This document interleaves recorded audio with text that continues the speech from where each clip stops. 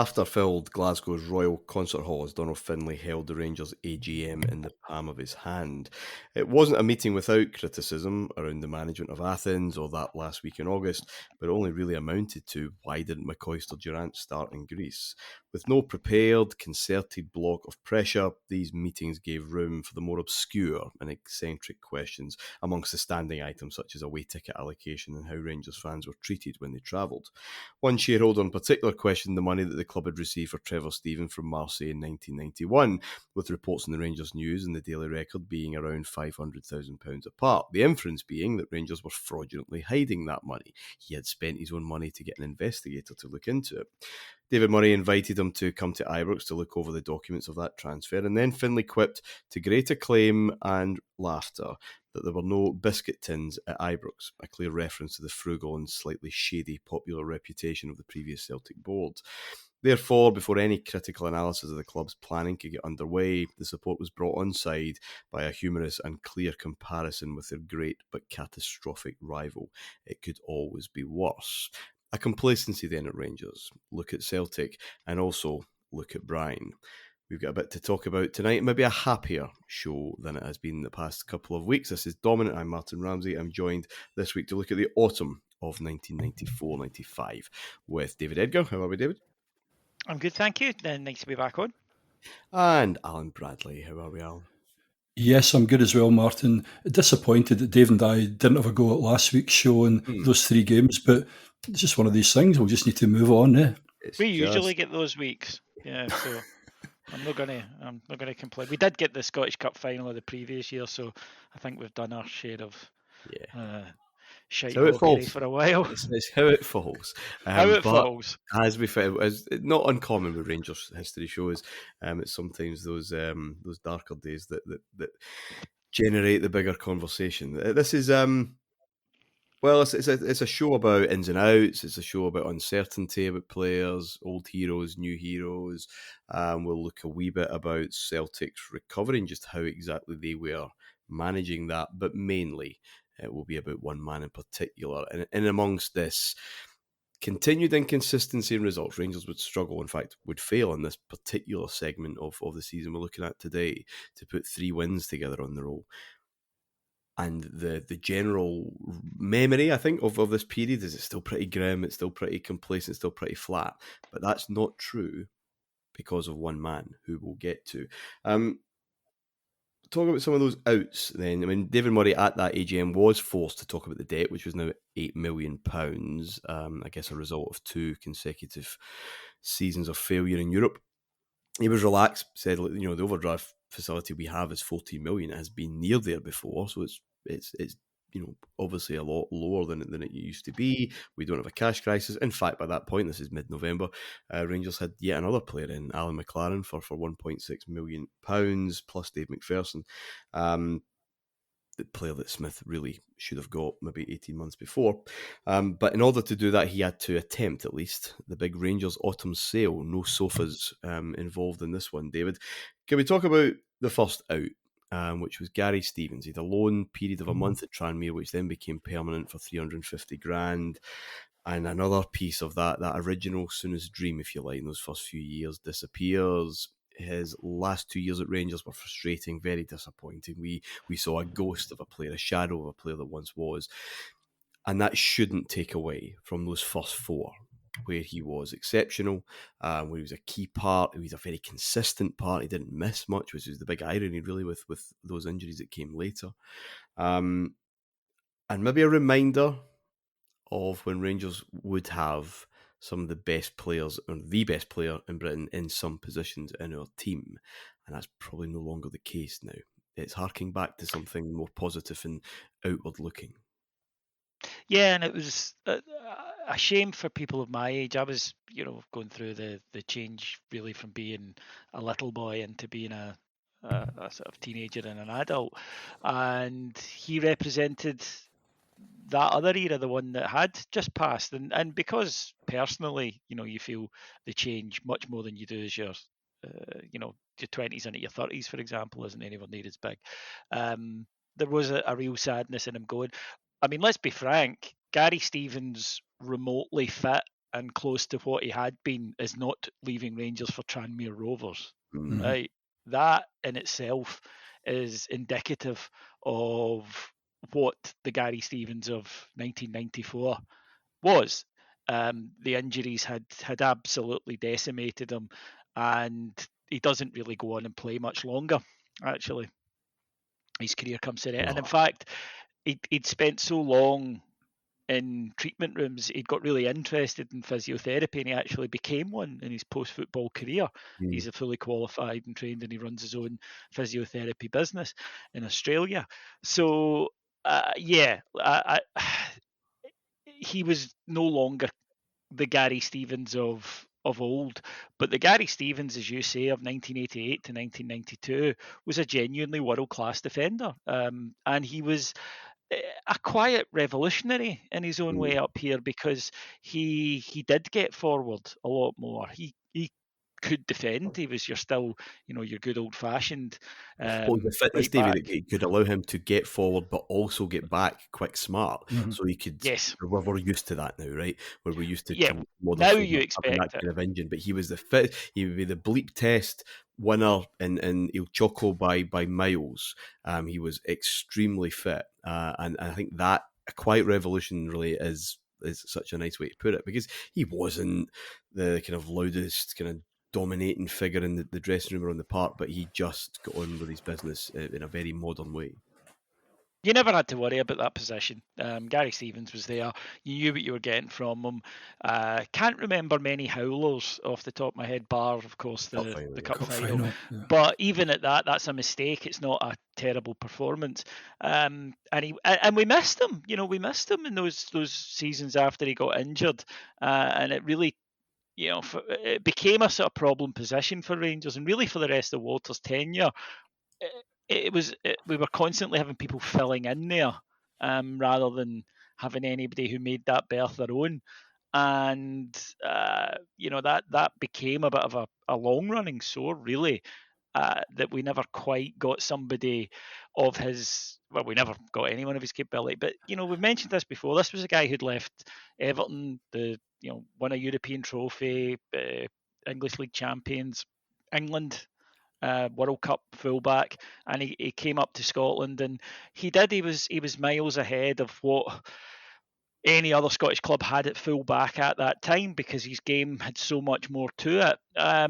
You look back on any old period of football, and football has moved on and developed so much further. Gary Stevens was one that you think, no, actually, you were a little bit ahead of your time. You were playing in a way that we would see develop more than your contemporaries were. Yeah. And I just the fact, it might be surprising because younger listeners who are only hearing us talk and don't remember the player, they're going to see a guy going to lower division Tranmere Rovers and go, was he really that good? He was just done. You know how you all talk about Sasa? What do you normally say, 7 out of 10 or whatever it is? Now, Gary Stevens was an 8/9 out of 10. He also, as you say, was getting up and down the park as well. I think we missed him a lot as well. Okay, going forward, smashing, but defensively, because of his sort of pace and how he anticipated things and so on, and at times we had a number of combinations either in the centre of the park and it wasn't quite going, even if it was maybe the Gough Roberts or the kind of Gough ball or whatever it would be. But I felt that with Gary Stevens, you had that, you had kind of both sides of it. I also think as well, you had a good one too, David. We ended up doing Big Moore at kind of right back come centre half, which obviously turned out to be a better centre half. You've got Richard Gough, who was he kind of really a right back? Was he that's the thing. But with Gary Stevens, you had a true, as you say, at that point in time, one of the best fullbacks in Europe, and he was so far ahead of his time with us. So yeah, I'd seen him obviously before he came to Rangers. What he did with us, and as you say, David, you could probably count in one hand mistakes, not even so much games where he had shockers, Yeah, it was rare. And to pick up actually on a point from last week about the central defensive partnership, I think Walter did sort of, and Souness before him, did recognise that the centre-halves, and maybe it was just the era, because you wanted your centre-halves. We all know what Scottish centre-halves were like then, or British centre-halves. They were big, and they headed the ball, and they could if they could play a pass at all, it was a 60-yarder. They were good at that. And we all have visions of what a centre-back is. But Rangers had always had a covering, pacey fullback. At first it was Gary Stevens, and then it was David Robertson, who the amount of times both of them would sweep in when our centre-backs weren't anywhere. David, we even had regular. Sandy Jardine, my time as Before well. that, Sandy, yeah. who was probably one of the first, wasn't he, to play that type of role as well, yeah. It's maybe just, as I say, it's a thing that strikes me when I go back and I watch old football, is that the centre-halves, and I know, Martin, you've spoken a lot about this, it was almost like the centre-backs were sort of like, well, if we're in the vicinity of the area, Yeah. we'll tackle and we'll block. But our job mainly is set pieces. If a cross comes in, we'll head it away. And the amount, when I watch games from the 80s and 90s where there's an attack that's broken up because David Robertson gets across, or Gary Stevens before him gets across and gets the clearance in. Maybe I only really watch Rangers from this era. I should go back and maybe watch other clubs and see if that was more of the case, if it was the centre halves. But yeah, we missed them for a long time. You mentioned there Craig Moore was out there. Dave McPherson, of course, as well, yeah. was out there for a long time. And then it would be Alex Cleland, who was Neil Murray. Alex Cleland would come in, who was never really anybody's idea of a permanent. You never thought of him as a first. He played a lot, but you never thought of him as a first team regular. And it's really up until Perini that we don't have a first choice right back. And Bjorklund, I guess, was the first centre half with pace, that recovery pace that you're talking about, but that's still a couple of years away. Stephen Presley demanded first team football, and I always think of that old story of Alex Ferguson demanding to know from Scott Simon why he was in the reserves and been told because there's no third team.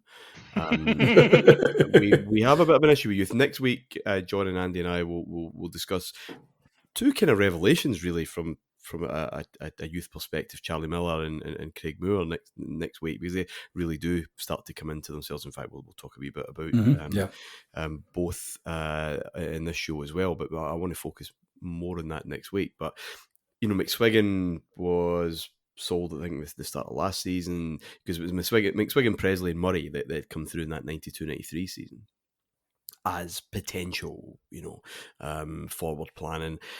Murray's still hanging about at the moment, but Presley's he's probably had too many.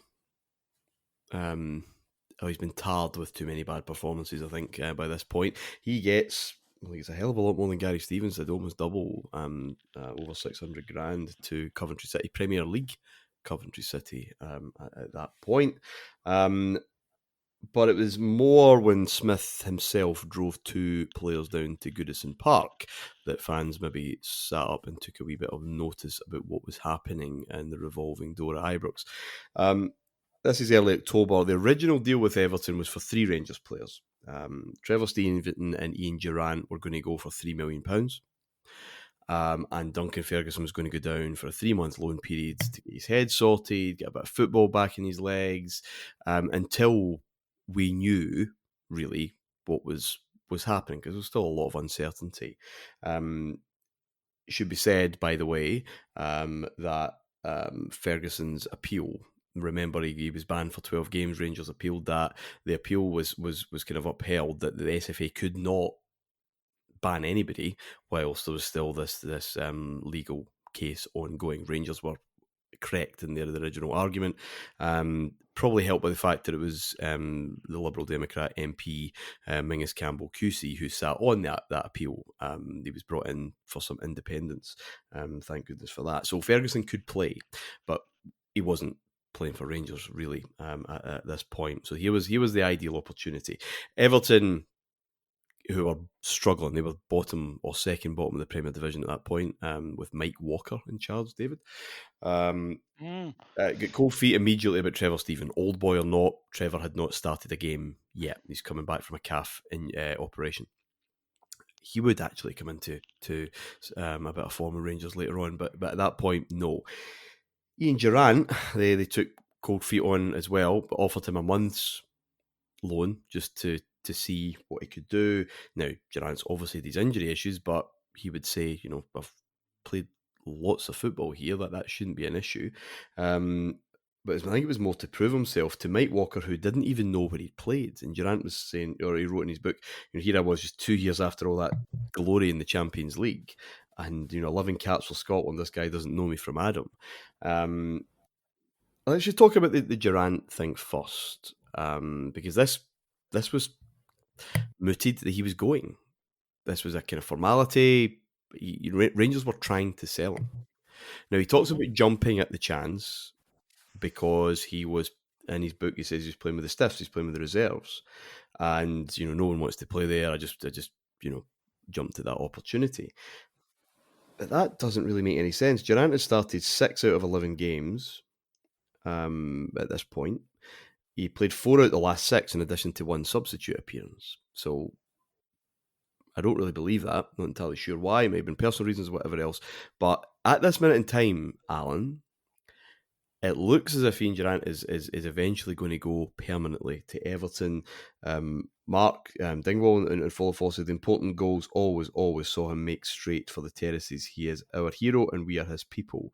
How worried were you? How did you feel about that? Because Durrant is one of us and has been involved in so many of these big moments throughout the course of this show.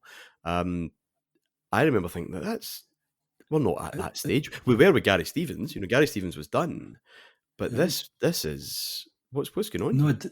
it didn't seem right at all. As you say, obviously we knew him from the start and the terrible injury, but he came back, and as he had shown as well in top games, big games, European and so on, he had actually played a really good part and still showed quality. So at the time, I remember thinking, because it came kind of after the Walter talking to Andy Gorham about you need to get yourself sorted and some of the stuff behind the scenes about, how the guys were behaving, you just had a wee bit as if maybe there's something where Walter's maybe lost a wee bit with something that's going on behind the scenes. I don't know, but from a footballing point of view, just like you, Martin, I really couldn't get my head around it, and I wasn't at that point in time thinking I was struggling for money or suddenly it's the kind of fire sale and people have to go. So definitely seemed a strange one. Davey, memories of that? I mean, it wouldn't come to anything. Mike Walker didn't fancy him, and then told him in a disco because Durrant actually went obviously, look, what's going on? He said, no, we're not keeping you, son. I think there was a younger player who didn't really come to anything in the team. He didn't want to stand in his way. Mixed feelings for Durrant. He was obviously outraged about how that was handled, but secretly, I think he obviously wanted to come back to Rangers. But this period where it looked like Durrant was going away, I just think we were ready to say goodbye at that point. No, we weren't, and I was really unhappy for a number of reasons about it. Firstly, it was Ian Durrant, right? So there you go. Do I need to say much more? No. I didn't want Ian Durrant to go. I never wanted Ian Durrant to go, but particularly at this point, as you said, Martin, he had been playing and he had been contributing. The other thing that annoyed, I didn't want to see Ferguson go. I wasn't ready to give up on that yet. But again, I'm looking at it purely as a football thing. I'm not taking into account Duncan Ferguson, the human being, that it might be better for him. Yeah. And at this moment for Ferguson, Davey, he isn't going. He is really just there to get a bit of football. To get fit, yeah. Yeah, so, but the thing that really annoyed me about this, as you say, about players are going and we're looking to move players on, is why has this not been done in the summer? Why have we gone through, and this was going to become more of a theme over the next few seasons. Yeah. Why did we have to get knocked out of Europe and then do stuff? And it became very much a Murray, a way of defending himself that he would do for the next few years. Whenever there was criticism, he bought a player because, look, shiny thing. And you just need to go back to that. You still do it. Yeah, absolutely. After Kaunas, but or at the start to 2000, 2001, people forget Flo and De Boer arrived in November. Yeah.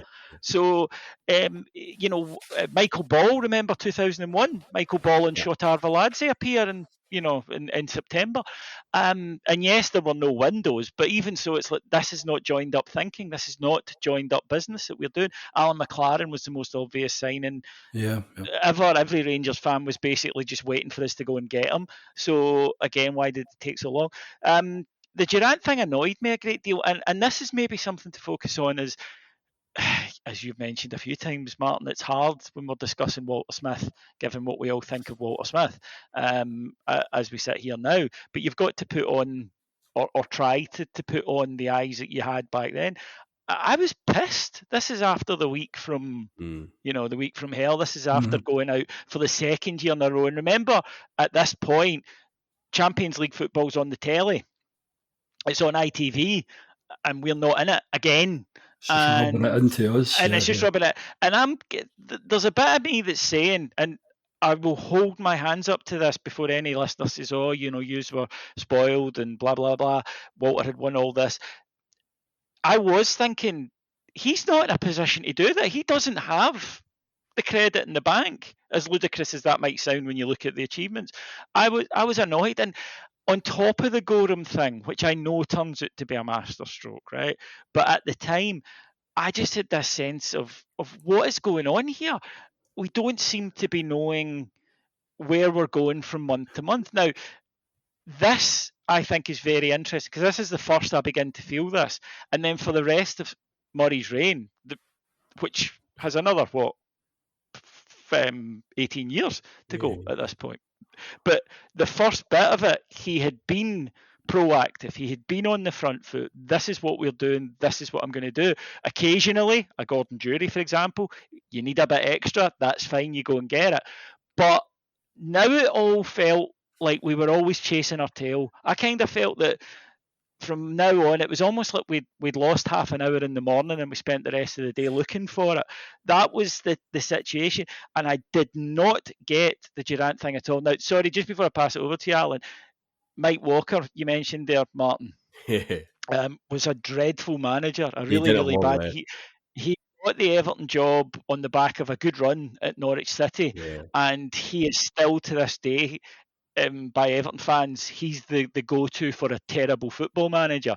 And I think firstly, not knowing who Ian Durant was is a fucking disgrace. Secondly, the way he handled him going back up the road. Now, it turns out to be an absolutely wonderful stroke of luck for us. But again, it's a stroke of luck. This is not good management. This is not good chairmanship. These are mistakes that luckily don't get punished because of fate.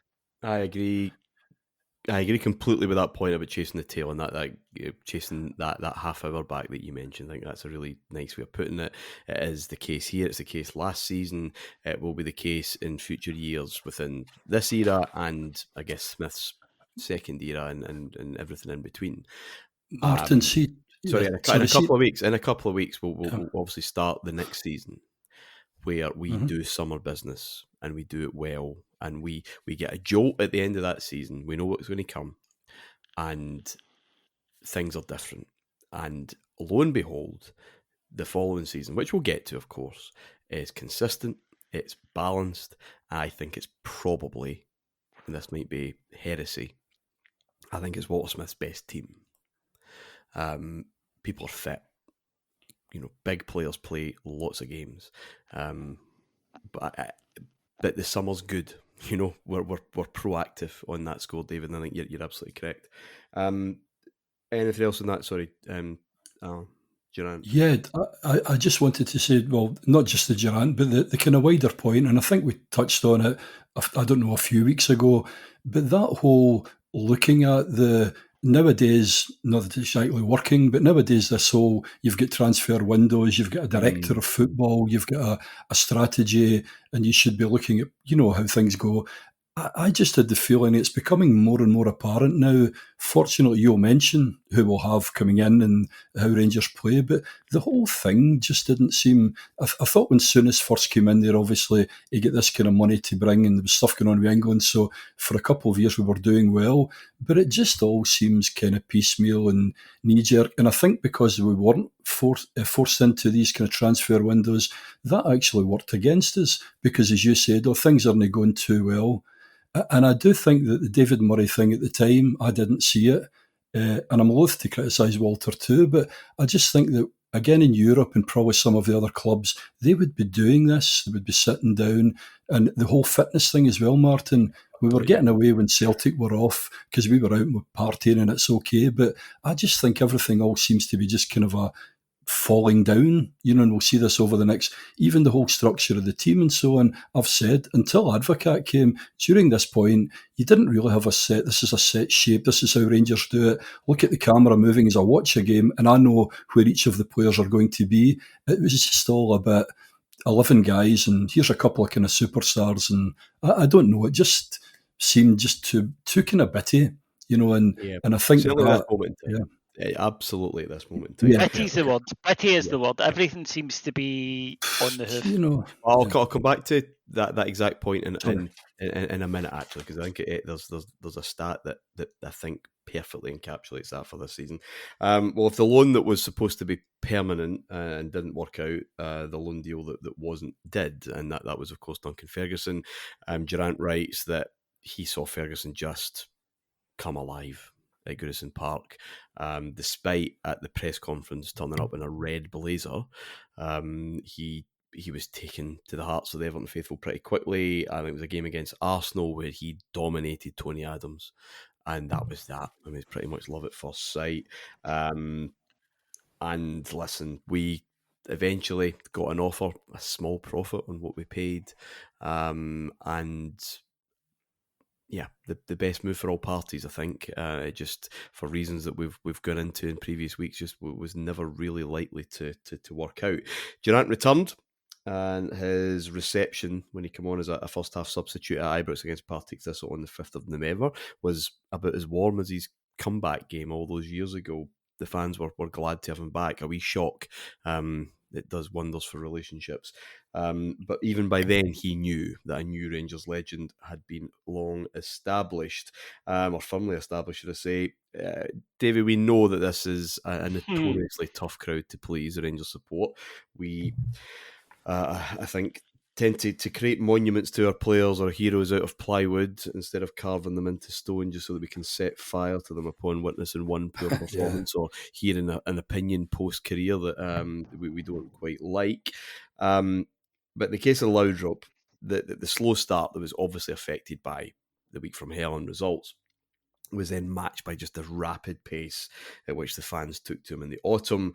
And even the most cantankerous and cynical of supporters, the Govanhill Gub, for one, was quickly besotted. He writes, "From everything I've heard and read, perhaps the 4 greatest Rangers players this century up till now have been Davy Meikle-John, Alan Morton, Willie Woodburn and Jim Baxter.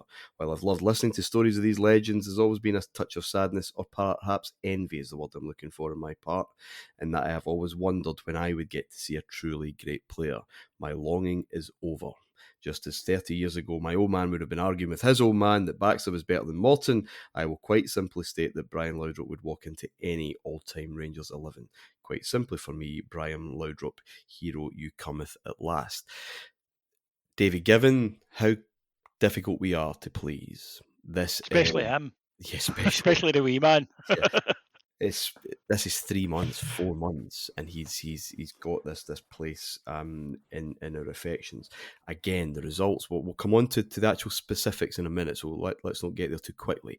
But these 2 seasons, 93 to 95, these two, they are generally described as flat, complacent. We don't have to do anything because everything around us is garbage. We can't string wins together.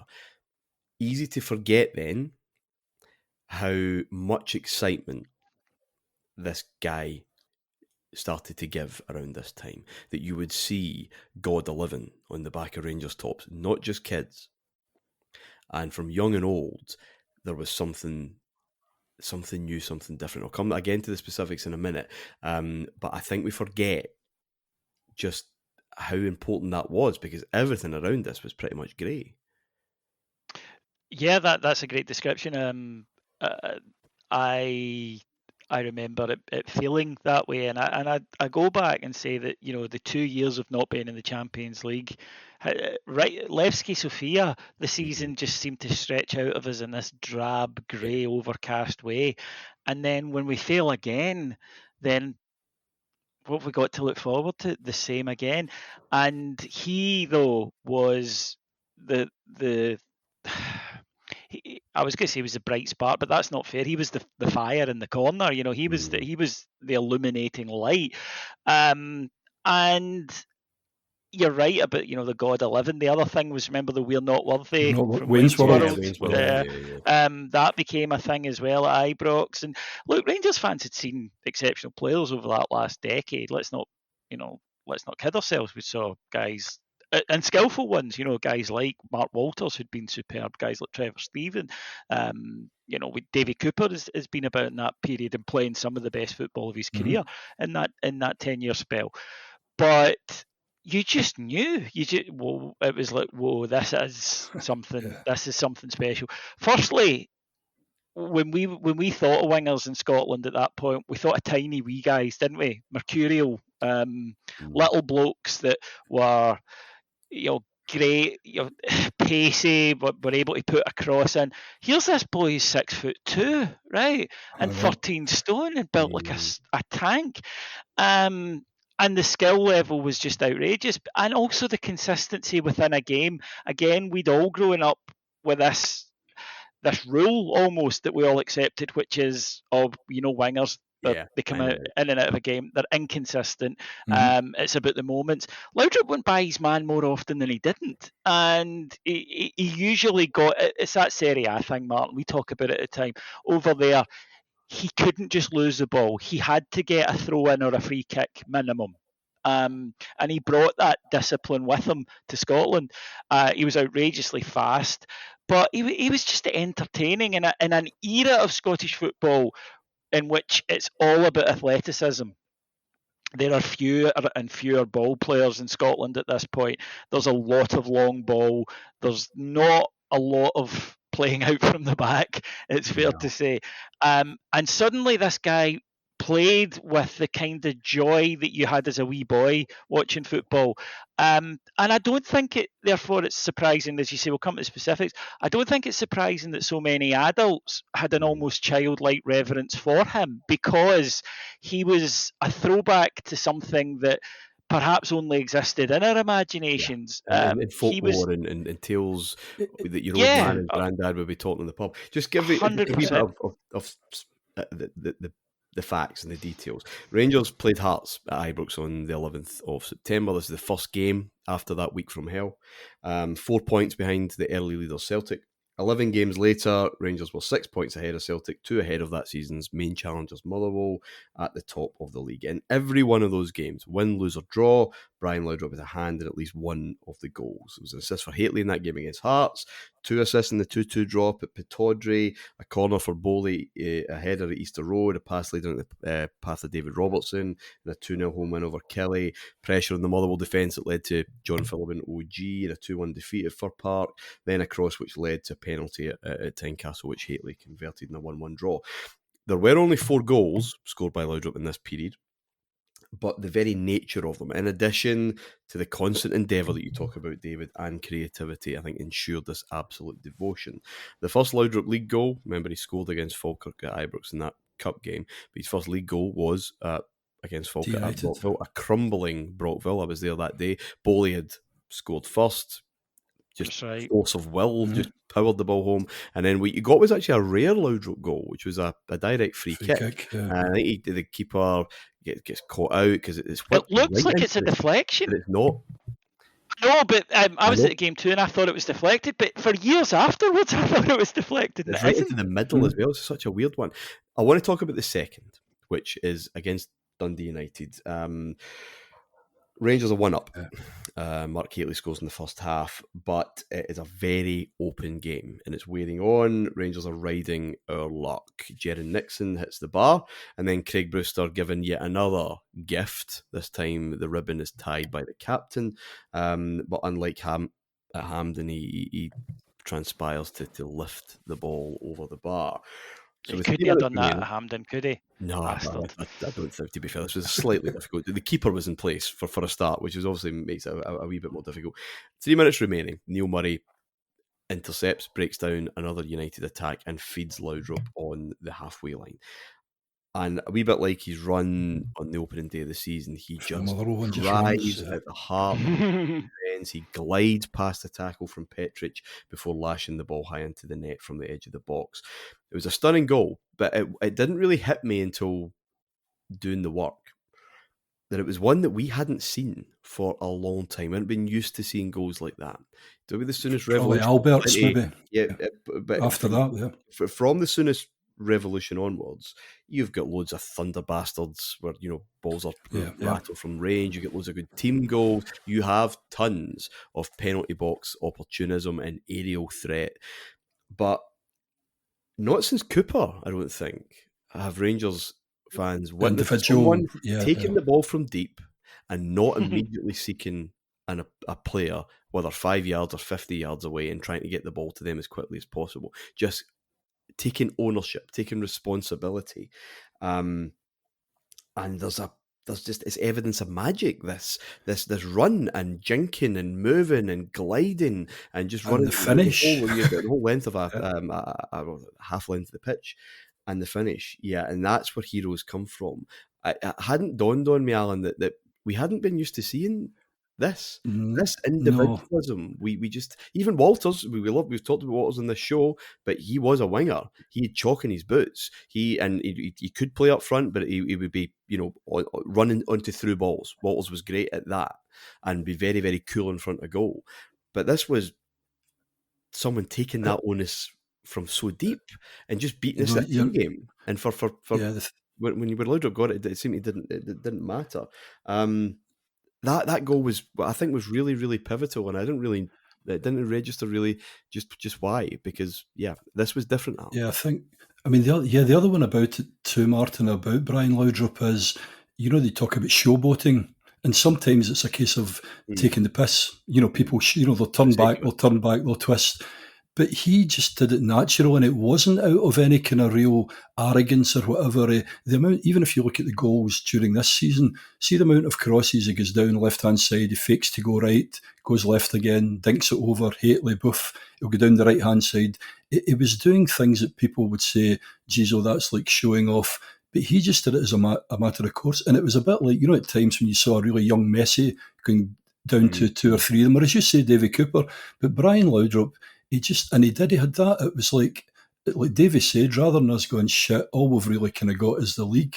But it was the fun, the talk about as well, the likes when a winger gets it, everyone gets up off the seat. But when Laudrup got it, it was just amazing. The strength too, you weren't going to push him off either.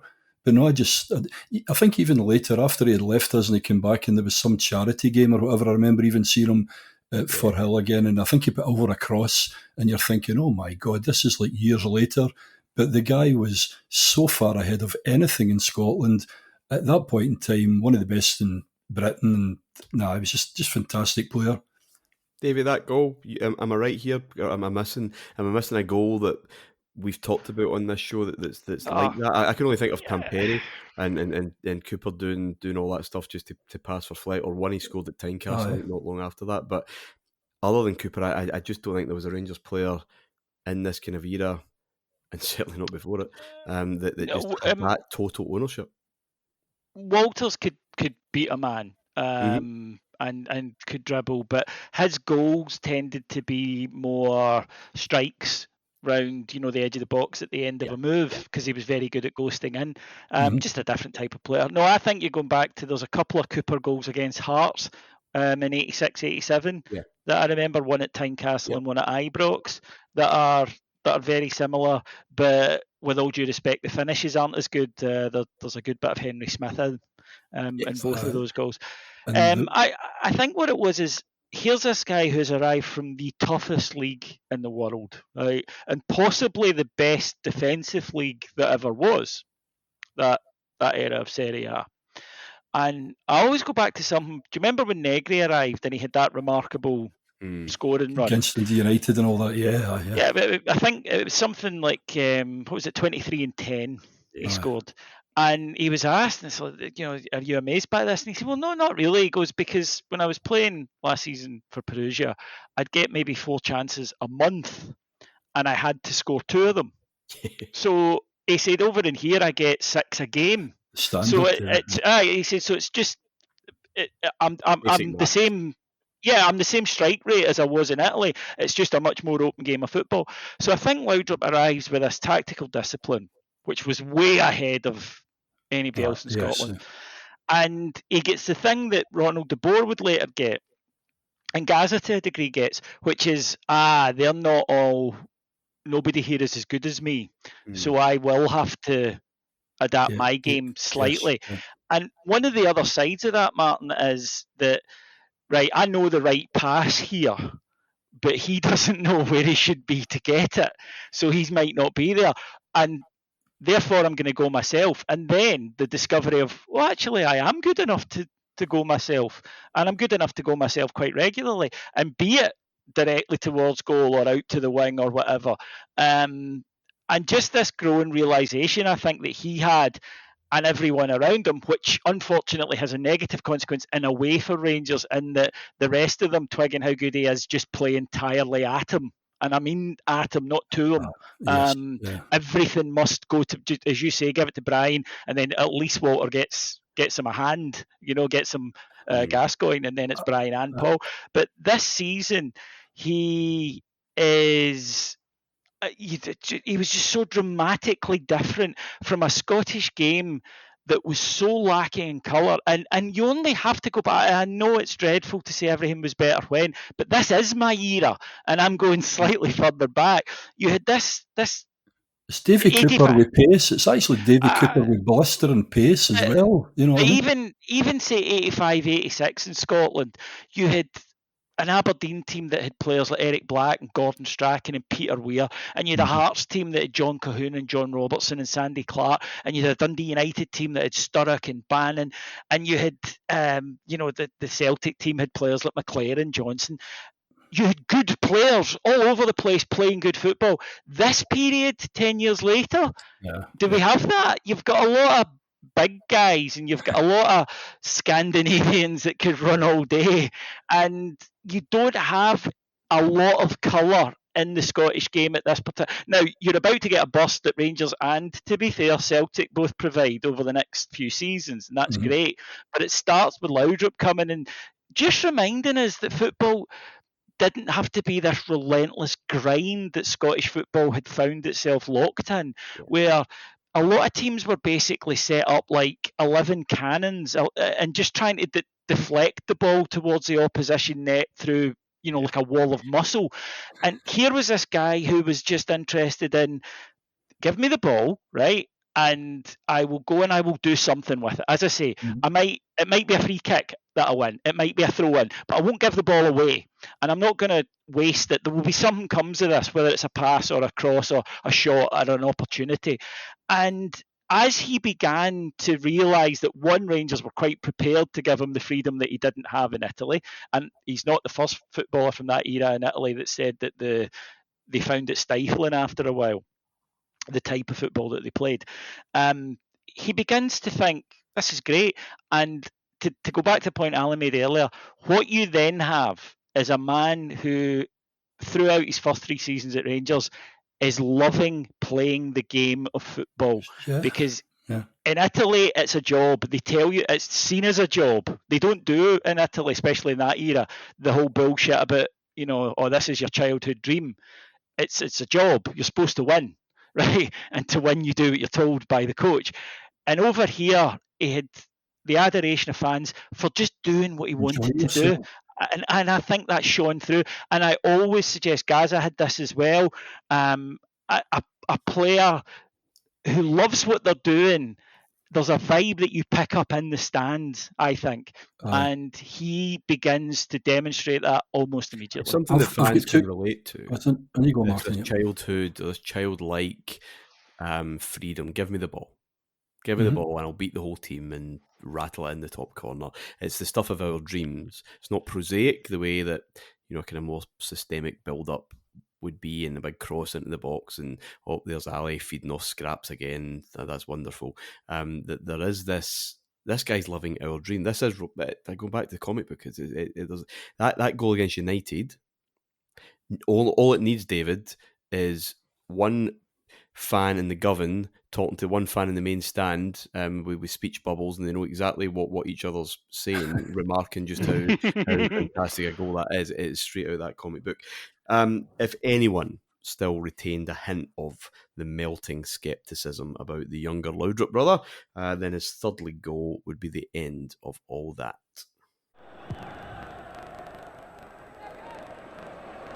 Little touch from Hitley. It's picked up by Boyd. It's caught by Charlie Miller. Through now for Hitley! Oh, that is a magnificent goal by Mark Hitley! 25 minutes gone. Terrific play by young Charlie Miller. Winning the ball, sliding it through to Hitley. And what a tremendous finish.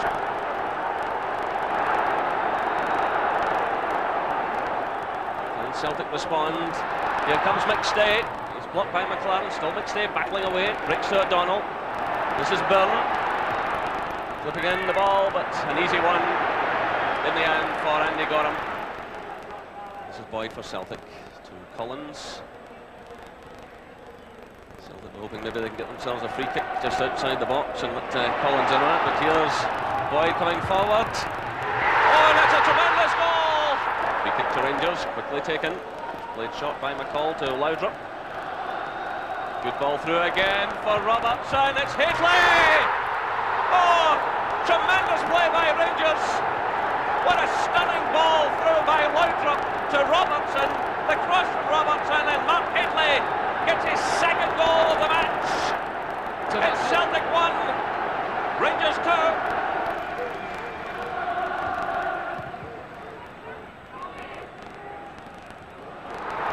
And here's a break on for Laudrup, showing tremendous pace. He's past the goalkeeper. A sensational goal by Laudrup. Okay, a wee bit of build-up to this second Old Firm game this season. Both clubs busy. Celtic had got Phil O'Donnell from Motherwell the previous month. They were forced to pay Kilmarnock $100,000 because of tapping up Tommy Burns, the most archaic institution, the most archaic law. Tapping up cracks me up, but you're offering another adult a job. There's really nothing more to it than that. Lou Macari was taking them to court. The Cup was providing some excitement. The Wednesday before the Old Firm game, Celtic had beaten Aberdeen in the League Cup semi-final at Ibrox after extra time, I think. And, Tommy Burns very excited. The league form should have been more of a worry. They had only 2 wins in 7 following that victory at Ibrox, none in the previous 4 league games, including 2 defeats immediately before it on the spin to Hearts and Falkirk. Nevertheless, that semi-final win, probably what they believe to be the final, beating Aberdeen, because they're going to face Wraith Rovers in the final. Tommy Burns was kind of fumbling open champagne at the launch of a new Celtic shop the following day. Said we could play Rangers right now. Reaching a final after so long has given the club a fantastic boost. The players are so up for it after having beaten Aberdeen that they could play any time now, and not for the last time. Evidence of a very over-emotional manager. Walter, on the other hand, well, he finally got his man on the Tuesday before the game. It looked like it was off, the Alan McLaren deal. The agent for both Neil Murray and Dave McPherson wanted too much for those players. Hearts said, nah, it's over, but it got sorted out. It would just be McPherson going east, and as I said, 1.6 million coming the other way. The direction of the Rangers bus that day was more south than it was east traditionally, because the match was played at Hampden. Celtic had an agreement with SFA to swap for the season with Queen's Park, as they had their much needed renovation work started. A lot of righteous anger, David, not just from Rangers. In fact, a lot more from other clubs who had to forgo some transfers, some investment in the team, because they needed to get their stadium up to scratch for the Taylor Report recommendations. Celtic were half-arsed with it. They seated the jungle, but that was pretty much it. And they felt aggrieved that Celtic could basically sit and twiddle their thumbs until it was clearly too late. There's no way they were going to do it. And then just get the use of Hampden. Interestingly, Michael Kelly had a book out just around this time where he seemed to indicate that there was a kind of gentleman's agreement done in principle from 1990 with the SFA that should Celtic need it, they would get this, no problem. Jim Farry's response was, look, it gives the SFA some revenue every week that Queen's Park weren't providing, which means we can do other things a lot quicker. So it works for the greater game.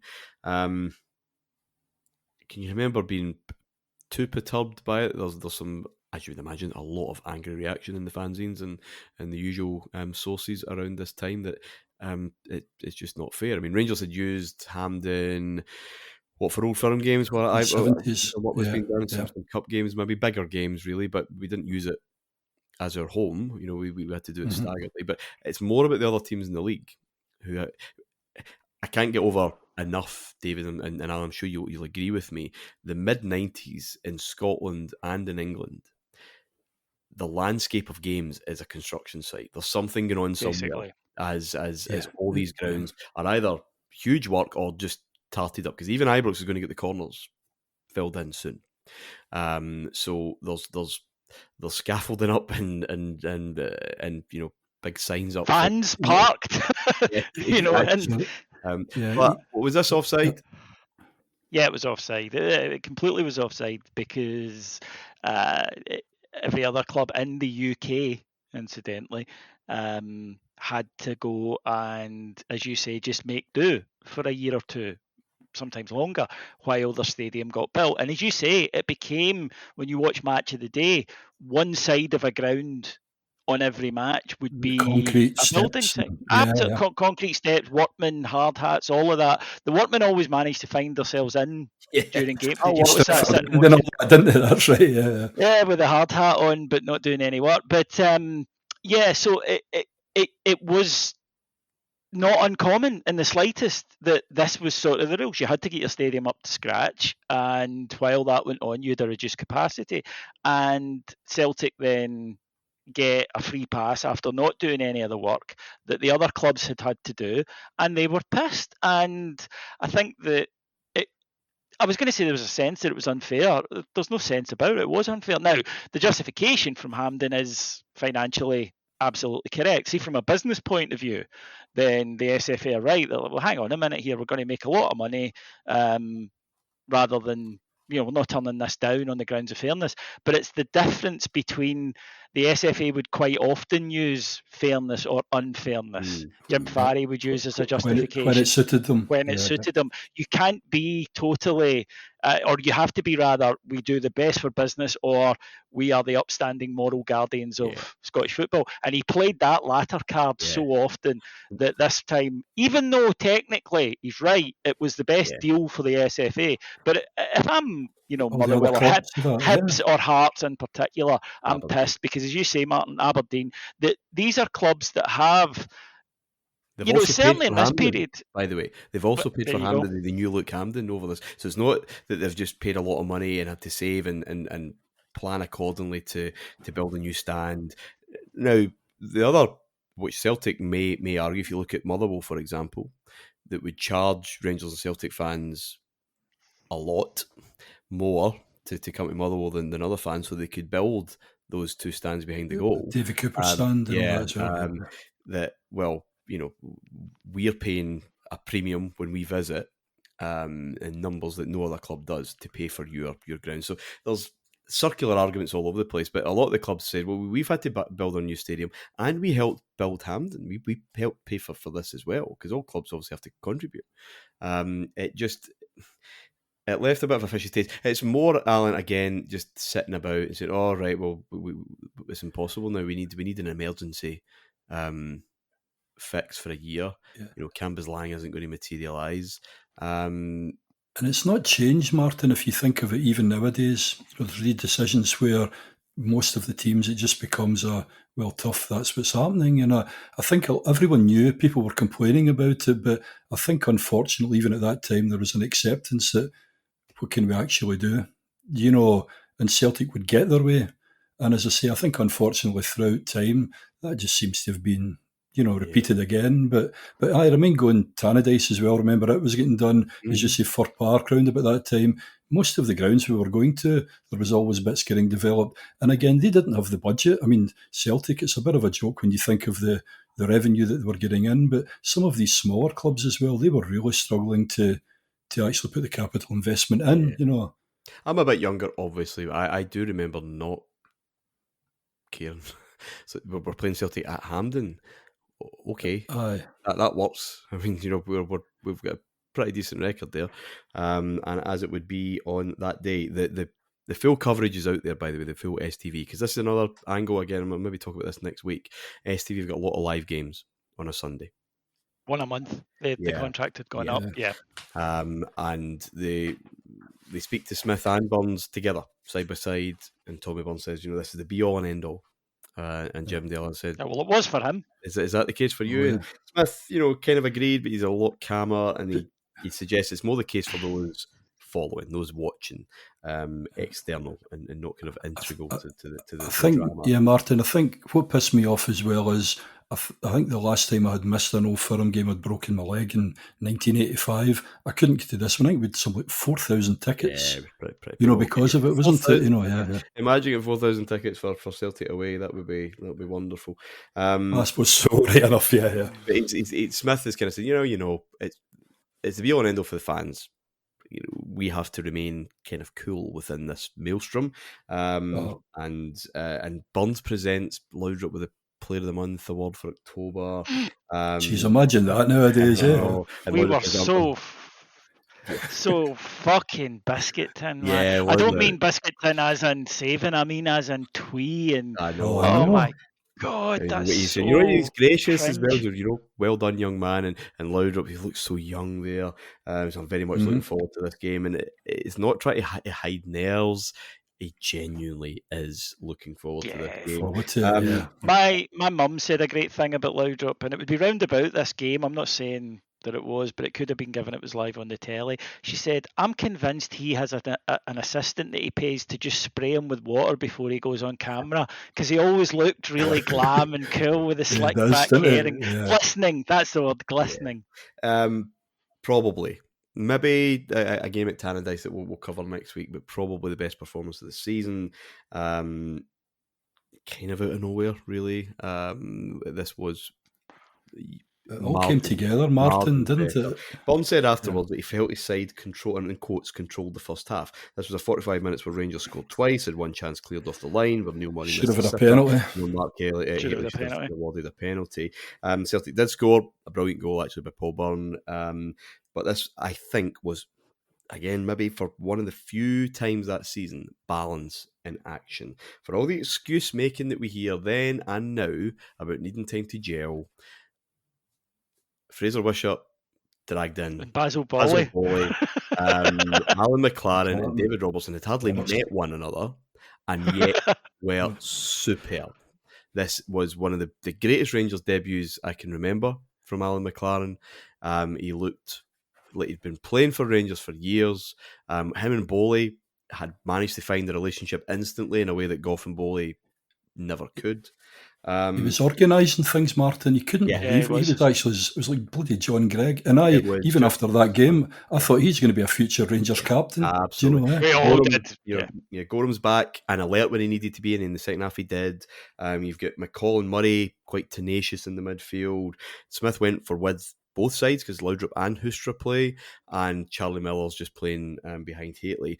And if it wasn't for the mania that was developing around Laudrup, then it would have been developing around Charlie Miller, of whom Mark Hateley still speaks and spoke then very highly. He felt this boy had something really special in a way that some of the other youngsters that were coming through maybe didn't. Of course, they combined for the first goal. Miller, Robin, Tom Boyd, putting that ball through to Hateley, who just doesn't piss about. It's there, it's bang, it's 1-0. And then Laudrup's ball to Robertson. You mentioned Robertson in pre-season.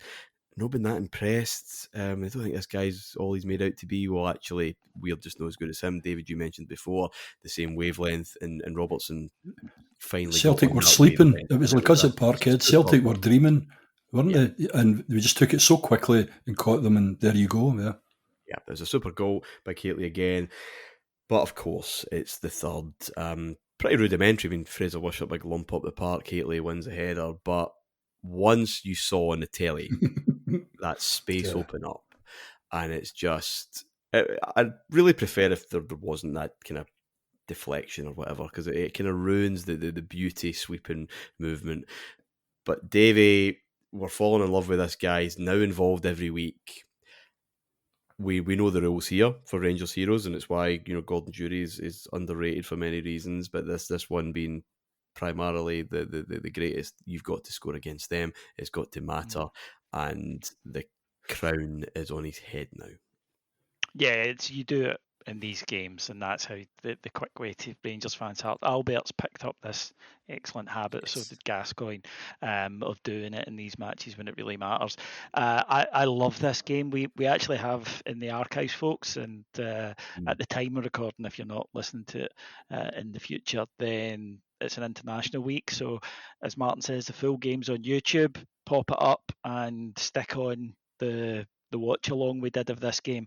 It's brilliant. The defence, as you say, this, because going into the game, you're looking at it and it feels very odds and sods, doesn't it? It's like mismatched socks in there. We're a wee bit worried, really, about that. And then, Neil Murray and Charlie Miller are playing, and you think, well, it's a big old game for these lads. But everything comes together this day. Rangers are playing, and it as well as Laudrup, this is Haitley, the hammer of the Tims. Haitley, they were terrified of Mark Haitley. Was that, sorry? I was going to say his last hurrah. I mean, obviously, there's a wee cameo that will go. Yeah, the cameo, but this is although he's been doing it for years at this point, this is the one I always think of, because he just walks onto that field away from home. Okay, it's not Parkhead, but still away from home in an Old Firm game with a chest up. This is my field, batters their defence, gets the 2 goals, but then the third one was just absolutely perfect, as you say. Howling day, a Hampden that looks weird and depleted, and Celtic full of energy, full of effort, playing exactly in the style of the manager, which is everybody run. Anytime you see the ball, everybody run in that direction. Look busy, just look busy. Yeah, just because it's Rangers and we've got to beat them, and then in the mint this very Scottish game, all of a sudden here's this beautiful racehorse of a footballer getting a big desert orchid of a racehorse, getting on the end of this ball, taking it on at pace, full pelt, rounds the goalkeeper, slips it away. As you say, it's annoying that attempt to the clearance that deflects it in, but still. And then he's running away with. We've talked about it, but it's true. Watch it back, folks. The sheer undiluted joy on his face of. Yes, look what I just did. He was the player of the month. He'd been playing well. The fans adore him. Everyone loves him. But he knew, right? And also, it's a big goal in the game. That's the game done, which helps. But it was just such a wonderful moment. And as you say, then that's it. That's the final building block. That's the one that will be used against you. For any doubters, I don't think there were many in the Rangers support at this point, but for anyone who was, well, that's it gone.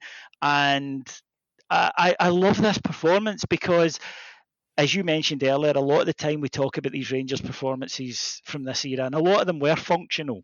They weren't artisanal, but this particular one is the perfect marriage, and we'll see this a lot in the next 2 seasons. The perfect marriage of temperament. We're not getting caught up in the whirlwind that Celtic want to create, of balance, of organisation, and no little skill as well. It's got everything. It's got, as I say, we went back and watched it. Not the most important Old Firm game that there ever was, although when it's early in the season and you're trying to come back from a defeat against them, then it is important. But it was just such a splendid Rangers performance. That's what I want in any Rangers team. That mixture of attitude, fight, hard work, organisation, discipline, and skill. And we were just, as you say, Burns comes out at the end and, we had a couple that went near the post. You did, Tam. You did, But unfortunately, Rangers were utterly ruthless, and I love this performance. Did you see when Haitley went up for the ball and obviously Laudrup goes for it? Did you actually hear Laudrup changing gear?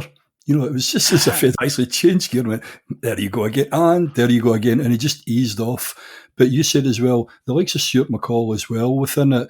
I don't know if you saw that. I think there was one, Davy Robertson went right into, would it be Burn or whatever, but there was a couple of those meaty challenges as well, which I just loved too.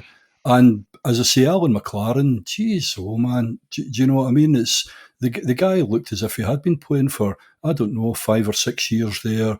As I say, I think there was maybe 4 or 5 really great interceptions and tackles he had. But he was Alan with McLaren. Sorry, yeah. the fan reaction and the fanzines. The next thing they could compare that debut to was Colin Steen. So that's aye, yeah, that kind of shows you hat tricks. Yeah, it just shows you what kind of impact he had.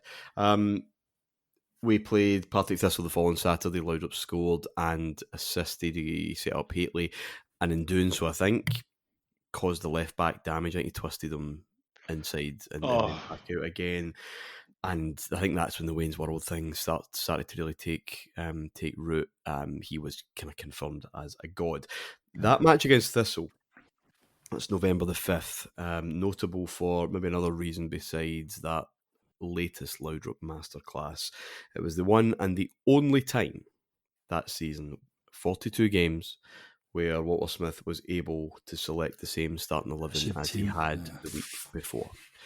Only once was Smith able to just say, same again, lads, same team, no changes. And that collegial inconsistency probably might explain why that rise to the top was maybe a wee bit more protracted than it could have been. The draws at Pittodrie and Tynecastle frustrating, especially from winning positions. 2-1 defeat Motherwell was well deserved. Motherwell were the better team. This is a Motherwell under Alex McLeish. What's that game notable for? The lilac bloody top. The horrendous. One and only time that was won competitively. I went from Wishaw. Didn't go in the supporters bus because it's 2 miles down the road, Martin. So there was 10, my brother-in-law and 10 of his mates who were Motherwell fans, God. And I went in a minibus with them. It's fine. Went into the game in the main stand because they were doing the Davy Cooper bit. And after it, we would go to the Fir Park Club, which Rangers fans went to as well. And I remember one of the bastards I was with came back with the drinks and sat all the drinks down and then gave out 9 bits of lemon and said, "You'll no need one, Alan, but that's to take the smile off our face." Do you know what I mean? Just a horrible day. That's what you get for hanging about with people with that fans. Rangers fans. I've made a life of not doing that. But this might. To again show you the different era that we were in, there was actually a bit of a storm about that kit, and not because of the colour and not because, but basically because there was no kit clash between Rangers and Motherwell. And in fact, this is actually nearer to a kit clash than an original would be.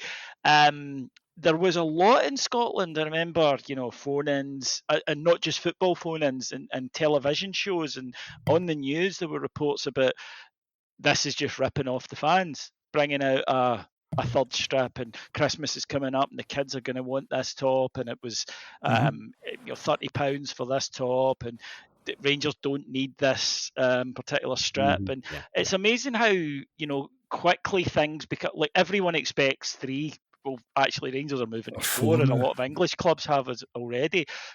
Kits a year. Yeah. But back then, the idea of the home top was 2 years, but back then it was which had moved from 3. They were going towards it. But it is interesting that back then, Rangers were. Yeah, well, here's this third kit, which everybody considers standard now.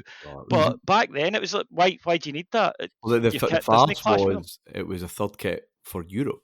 It was a European kit. So they had to wear it. Absolutely didn't need. Looked good against Sampdoria, right enough. So that 2-1 defeat Motherwell, one of those kind of days. Maybe one that more typified this schizophrenic Rangers team around this period, apart from Brian, was a 2-1 defeat at Easter Road on October 8th, where my dad was punched. We were told by a family member through marriage that the family section will be fine, I'll sort you out, get tickets. He's a Hibs fan. It was not fine, but that's another story. Rangers went ahead. Okay? Basil Bowley.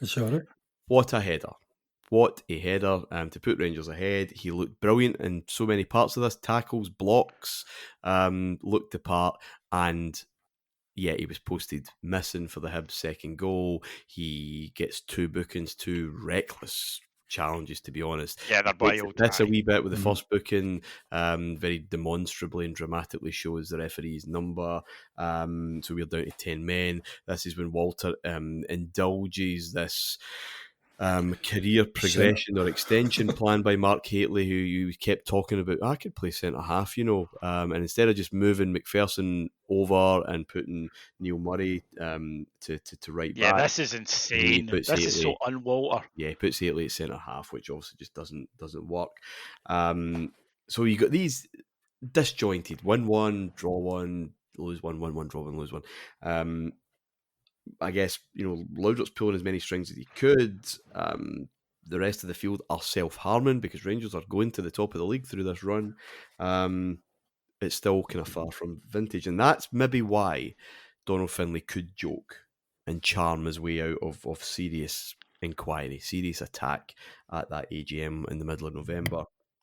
When asked why, instead of the Saturday, Rangers chose to play Aberdeen on the Friday night of the weekend of the Coca-Cola League Cup final, which Ibrox would host on the Sunday, Finlay answered, "We've got to keep the pitch in good condition to give Wraith Rovers every chance." Again, much laughter in the hall, and certainly much laughter later on. Celtic were pinned back in extra time, and then contrived to lose on penalties, David, to Jimmy Nichols, Wraith Rovers, Paul McStay missing the penalty, and all of that. It was jovial because they hadn't this was their first final in about 4 years. Hadn't won anything in 5. This is just going to stretch now to 6 because they're also not going to win anything in the rest of 1994. It was a good old laugh. And we're laughing before it with Finlay's comments. Certainly we're laughing after it. And even celebrating a Bill Leckie piece, famously. Spare me the tears, McStay's been a loser for years.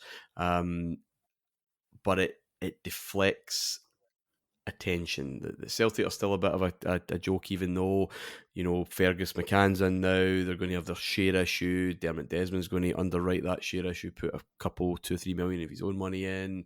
They're tooling up in the background, but we're quite dismissive of that.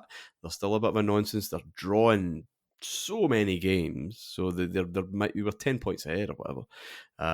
It's easy street, but their issues, the rest of the field cutting themselves up, and Brian and his overwhelming genius, Davey, it allows us to just be complacent. We don't have to be much better. Well, I think, that there are certain shifts that this episode has maybe crystallised. And one of them is that Donald Finlay thing. Firstly, his willingness to play the clown. And if anybody's had dealings with Donald Finlay over the years, he's a very clever man, clearly he's QC, etc. But he does have this cartoonish side of his persona that he lets out at times where it's not appropriate. And Murray was quite happy to let him do that at AGMs and stuff, whereas previously it'd been Murray who'd been on the front foot all the time. This is what I'm doing, not a conversation. This is what I'm doing. This is where we're going. And now he's got Donald Finlay, as the Gub memorably described him in an FF one time after an AGM. I want to hear about the future of the club. I don't want to see your Mason Boyne QC routine. And I don't have any time really for Donald Finlay at all, either as a figure in Rangers history or as a person. And a lot of it is that. Here's a question in terms of what I said there about a shift. 2 years before, do Rangers do that publicly? Do Rangers come out and say, well, could be worse, eh? Look at them, they're shite. No. That would never have happened in 1990, 1991, 1992. It would just not. It would have been dismissed as, who cares, right? They're well below us. We're away doing our own thing. We are allowing them. What we're doing is we've stopped looking up and we're now looking back. And there is a distance, right? There is a distance. But we are now using their calamities, of which there were many. You've heard a lot of them on here, and there's a few still to come. We were using their calamities as to distract from some of our shortcomings. As something to do with us. Mhm. Whereas previously, Martin, how often have you and I spoke about this? As youngsters, we didn't think that they were particularly our rivals, Aberdeen were, or whoever. So this was new, and this is a tonal shift. And to me, it's always been very interesting that Murray wouldn't do it himself. He's not going to. He's still giving sully himself about players and Champions League. He's not going to sully himself with this. We're better than Celtic. We're making a few daft jokes at an AGM. He sends out his performing clown to do that. And as I say, there's something in Donald Findlay's makeup that he feels he needs to do this.